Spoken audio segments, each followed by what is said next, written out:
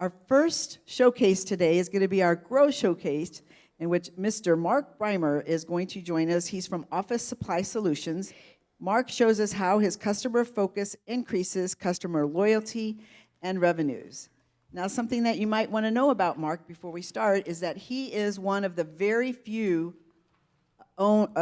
locally owned Office Supply Solutions is the name of his business, and he is one of the only locally owned office supply companies in St. Louis.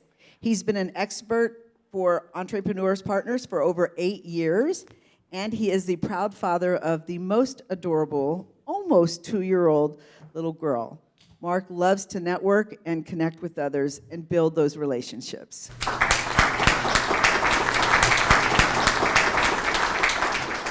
Hello, everybody. So, smile. The key to additional revenue, people are not able to buy what they don't know you provide. So SMILE stands for simple, memorable, impactful, lasting, top of mind, and energetic. So simple. You're the expert, not them. So many people don't explain what they do well enough and expect you to know what they do and are upset when you don't know how to work with them. Give them time to solve their own reason for their calling, because a lot of times if you ask the right questions, people are going to help you solve their problems. But if you don't ask the right questions, how are you supposed to know what's in their head? Explain in as few words what they need to know, because again, you're the expert. I say to people, if you can't explain it to a 5-year-old, then you're not going to get their attention, because the thing is, we all have different knowledge and different topics in the world. If you can't explain it very simply, there's no way they're going to always understand exactly what you want. Also, keep it very short. If you go into long, drawn-out explanations, people lose focus. People's brains go elsewhere. We're used to the, hey, I just got an email, I got a text, this is going on, this, that, and the other. So make it 10 to 15 seconds so how you can help them create more time in their day. Next, make their customer service requests seem routine. If you make it seem like everything's on fire, they're going to follow your path. When people call me and go, oh my gosh, I'm out of this, I need that, I'm like, no worries, we've had this. You do? Of course we do. This is what we do for a living. Oh, okay, so tell me what you need. They calm down, they give me the information, and we solve the problem and move on. Memorable. Make sure the way you share information sticks with people. If you sound really boring, it said, I own an office supply company, I deliver stuff for your office. That didn't really stand out. But if I say, we have rockstar customer service, we'll see it today. That's a little different. I'm saying the same thing, we're getting stuff to them, but it's how you present it. Next, try and relate your information to them or their industry. Because if they understand what you're doing and how it relates to something they know, you're going to succeed. When I was a high school coach, I would explain racquetball, which is what I coached for 17 years, to other things they knew. Now, I had a young lady who I think the world of, but we'll just say she wasn't given the most athletic genes in the world. And she was having some challenges. I said, is there anything athletic you've ever done in your life other than this? She goes, well, I've gone hiking. And I said, okay, great. So I explained swinging a racket to strides and hiking. After I did that, it made sense to her because I related to her on a knowledge base that she knew versus just say, here's how you do it. And we had a college professor that tried to teach me the hardest business math class in college at the speed I'm talking to you right now. Unfortunately, I was not bright enough to figure that out. Once I finally asked her what was tough in her world, she said putting a basketball into the hoop for a layup. Well, I explained to her really quickly and she didn't get it. And I said, why not? I just told you. And she finally figured out what I was saying. I was trying hard, but I couldn't understand what she was doing because it was a calculus-based class. I never had calculus but needed to graduate. So there we go.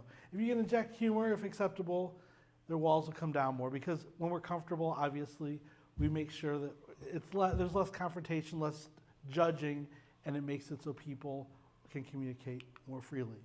Impactful. Make an impact on them. Bring value and they'll trust more. As we were talking about at our table, if you try to sell and close all the time, people aren't going to have an interest in you. They're not going to care what you say, but if you say, listen, hold on. I can help you with this, this, and this.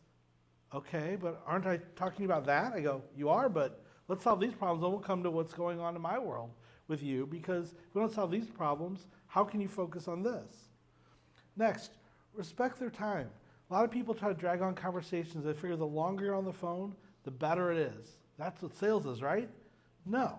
I value people's time. So if I know they're in a hurry, I will give them the answer as quick as possible. Say, yep, I know you're busy. Here's the information. Have a great day. We'll talk to you later. Hang up. Because the thing is, I'm showing them that I'm not the most important person on their day. They're the most important person on their day. Versus a lot of people who go, oh, and one more thing. Yeah, and this. You're like going, come on. I got stuff to do. So you can build respect that way. Also be empathetic. If they don't feel like you care, you're not going to get any loyalty. If you're just there to make the next buck, fill your pocket, it's not going to work. One of my most successful business conversations was with a construction company. I was just calling to say hi. Once a month, follow up, hey, you need anything? I said, how's your day going? She goes, horrible. I go, horrible? What do you mean? What's going on? She goes, I can't get shirts with logos for my guys to wear out in the field. This guy's canceled on me 3 times. My response could have been, oh, that sucks.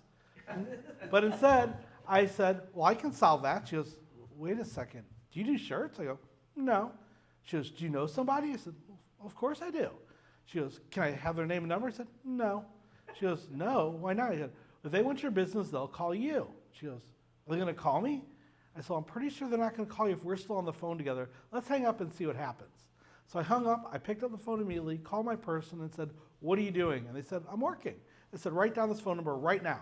I gave them the digits, said, hang up with me and call within 10 seconds and ask for this person. Hang up, pick up. So the whole time I had hung up with that first person to the time that this person called was less than a minute. She goes, I heard you, Mark Brimer said you're looking for shirts. How can I help? So they got to know their conversations. The customer called me back. She goes, how in the world did you do that? I go, you're important. I hope you have a great day, and hung up. Made her think about it. Now, I'm now a business consultant to her business. I'm not an office supply guy who just drops off supplies. I put myself in my own category. That's how I'm being impactful in her business. Being lasting and top of mind. You've got to be memorable. When we go to networking events, we're in business, you meet a lot of people. I've met people supposedly 3 and 4 times that I think I've met for the first time. Why? Because they don't do anything to impress me. They don't do anything to stand out on stage, like do a backflip, but you've got to say something or do something or wear something to make it seem so I can remember you. It's hard because you meet a lot of people. Ask when they want to hear from you next. Don't be a pest. I have someone right now who was referred to me who I spoke to the person who's in this room, and their contact has been very busy. I said, is it okay if I call every 2 weeks? I'm just saying hi. When they're ready, they'll reach out to me. I'm not pushing for a sale. I'm not pushing for information. I want to be top of mind when it's time. Next, remind them when you heard of them previously by say you follow up when they asked. I love calling people and said, hi, it's the 3rd Tuesday of next month, whatever date that is. You said you want me to call at 10 a.m. It's now the 3rd Tuesday of next month. What can I do for you? They're like, I told you to call then. I go, you sure did? Is it okay that I called? I followed your instructions. And a lot of times they're very impressed because most people not only don't call you back at all, but much less the time that you say. Next, make a lasting impression by remembering something unique, whether it be about their child, a hobby, where they're from, something about them, because it shows you're more than just about making a sale. That's how you get people to open up to you. Like for instance, while we were back at the table, I felt really rude, but we had a customer that we're going to Central Missouri for today. They just added an order literally while we were sitting there. I quickly set it up, got it ready to go, because we're driving 3 hours round trip to get that taken care of, versus waiting until the next trip. We made it happen today because we went out of our way for him, and he's giving us more business because I've had conversations with him about things outside of work, about him selling his country property and other things like that, and offering resources to him. So it's built trust to grow that relationship. Energetic. How's their day going? Bring energy versus a, hi, I sell stuff for your office. It's one of those things where if you bring energy, you might be the highlight of their day. We had a situation where 1 week out of the year, Valentine's Day, we actually deliver carnations to our customers. Now, I'll be the first to tell you I was not prepared for this next interaction. I dropped off an order, we were short a driver, handed a flower, she starts crying. This lady said, this is the only flower I'm going to get for Valentine's Day. I guess she might have been having some problems in home life, whatever it might be, whatever the situation was. But I was a highlight of the day. Because the thing is, the challenge that you see could be the simplest part of their day. Them running out of a printer cartridge might be the simplest thing. They might have a sick child. They might have a house going to foreclosure. They might have this and that and the other. You don't know what is around that person, you just know the interaction you're having. So treat it as simple and delicate as possible. Make the conversation make the conversation enjoyable. Not about you, make it about them. Because a lot of people want to tell you everything about what they have going on, not asking what the other person has. You make it about them, they're going to be more interested, and they're going to love the topic a lot more than when it's about you, I guarantee it. So, smile.